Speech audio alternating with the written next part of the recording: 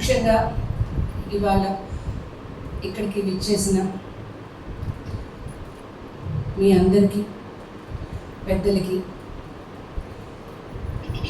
మనందరినీ ఆనందింప చేయడానికి, పిల్లలకి చక్కటి జ్ఞానాన్ని కొంత పంచడానికి వచ్చినటువంటి మోదుమూడు సుధాకర్ గారికి అందరికీ నేను పేరు పేరున నమస్కారాలు తెలియజేసుకుంటూ,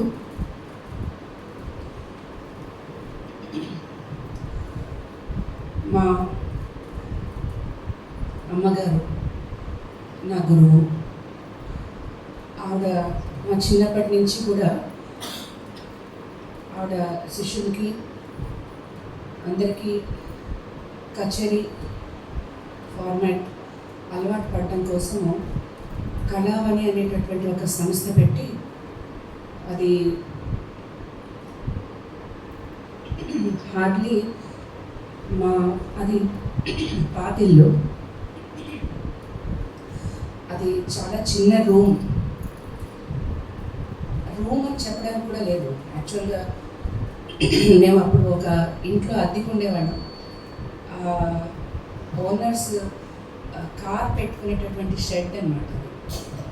సరే, మా అమ్మగారు వీణలు ఇవన్నీ చూసి ఆయన రోజు ఆ ఇంటి ఓనర్ నిష్టల డాక్టర్ రామమూర్తి గారు, ఆయన కారు రోజు బయట పెట్టుకొని మీరు ఇక్కడ పాఠాలు చెప్పుకున్నామో మీ వీణలకి మీ ఇల్లుకి సరిపోదు అని చెప్పి అక్కడ. సరే, మన సంగీతం వాళ్ళందరికీ ఉన్నదే కదా, ఇంత విసరిస్తే మనం అలాగా ఆక్యుపై చేసేస్తాం. సో అందులోనే ఆ కార్ షెడ్లోనే దాన్ని మంచిగా డెకరేట్ చేసేసి క్లాసెస్, ఆ తర్వాత నెలవారీ కచేరీలో కూడా జూనియర్ ప్రోగ్రామ్ ఒకటి, సీనియర్ ప్రోగ్రామ్ ఒకటి. జూనియర్ ప్రోగ్రామ్స్ మేమందరం వాయించేవాళ్ళం. సీనియర్ ప్రోగ్రామ్స్ మేము ఎప్పటికీ మర్చిపోలేనటువంటి గొప్ప గొప్ప విద్వాంసులు, జ్ఞానమూర్తులు, వాళ్ళ విద్వాంసులు అనుకోదు, దానికన్నా హయ్యర్, వేర్నూరు కృష్ణమూర్తి గారు, అలాంటి వాళ్ళందరూ వచ్చి అక్కడ మా చిన్న రూమ్లోనే మా అందరితోటి వారి యొక్క ప్రోగ్రామ్స్ అయితేనేంటి, ఇలా లెక్టర్స్ అయితేనేంటి, ఇవి చాలా అయ్యాయి మా ఇంట్లో. సరే, తర్వాత ఇక్కడికి మారడం అయింది. ఇది కొత్తగా వచ్చాము ఈ ఇంటికి. ఈ ఇంట్లో ఆవిడ ఉద్దేశాలకి, అంటే మా గురువు తల్లిగారు అయినటువంటి రామవరపు విజయలక్ష్మి గారి ఉద్దేశాలకి అనుగుణంగా, ఆవిడ ఆశయాలకి అనుగుణంగా ఈ ఇల్లు కట్టడం అనేది జరిగింది. ఈ హాల్ చిన్నదైనా సరే దానికన్నా ఒక పిసర్ పెద్దదే కదా అనే ఆశతోటి ఇక్కడ కూడా ఇకపై ఇది మొట్టమొదటి కచేరీ ఇవాళ మనం జరుపుకునేది కూడా.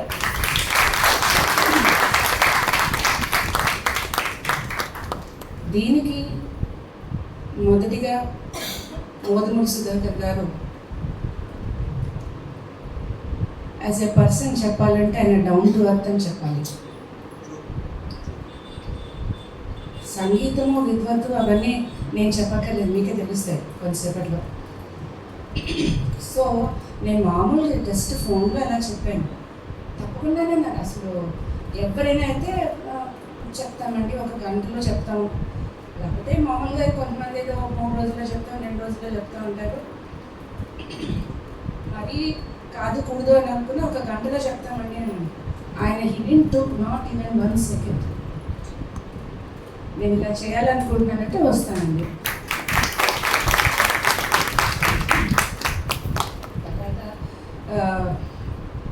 లెక్టమ్ అంటే వర్క్షాప్ లాగా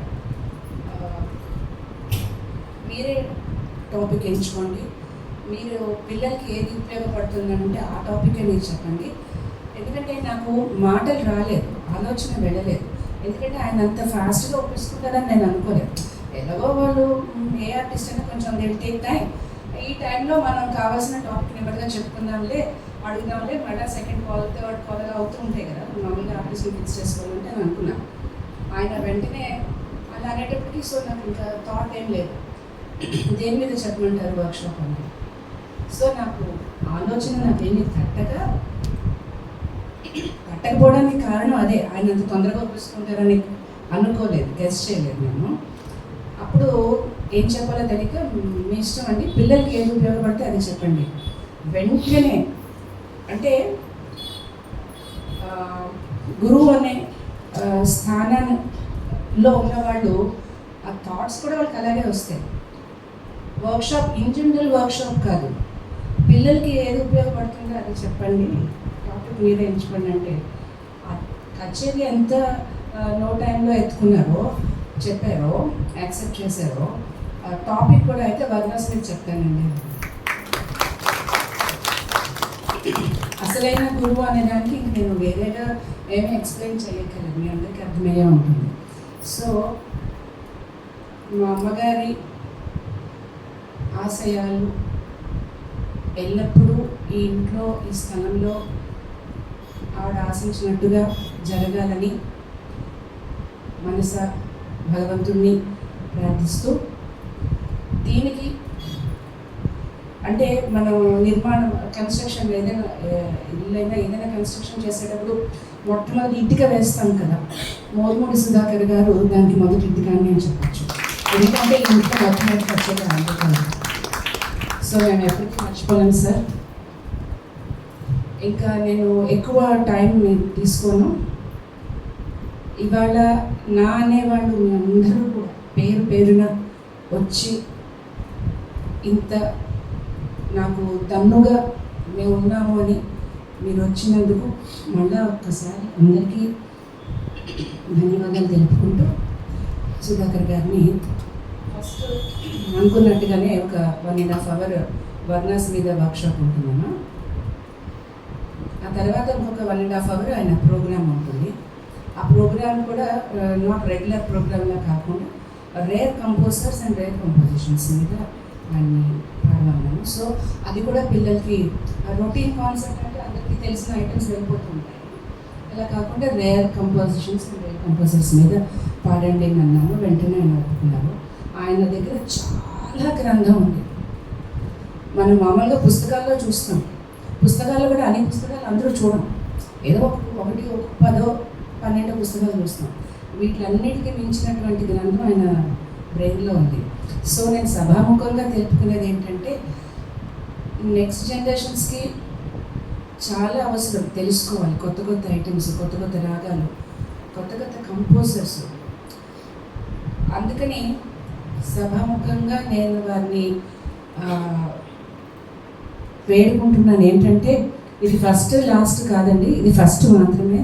మీరు అట్లీస్ట్ ఒక 6 monthsకి ఒకసారైనా, వీలుంటే 3 monthsకి ఒకసారైనా ఇలా వర్క్షాప్స్గా మీరు పెట్టి మీలో ఉన్నటువంటి అంత విషయాన్ని పిల్లలకి అందజేస్తే we all will be very very thankful to you, grateful to you.